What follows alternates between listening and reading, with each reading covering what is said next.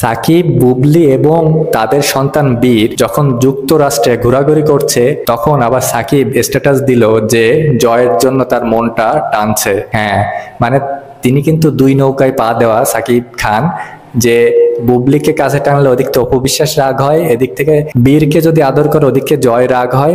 তো এটা নিয়ে কিন্তু সাকিব দোটানাই আছে। এই জন্য তিনি এই কুল রক্ষা করবে না ওই কুল রক্ষা করবে, এই জন্য তিনি স্ট্যাটাসের মাধ্যমে কিন্তু জানিয়ে দিয়েছেন যে আসলে তিনি জয়কে মিস করছেন। কিন্তু আসলে জয় এবং বীর দুই ভাই, তারা কিন্তু আসলে দুর্দান্ত, এবং সাকিবের এই দুই সন্তান তারা কিন্তু আসলেই মিস করার মতোই।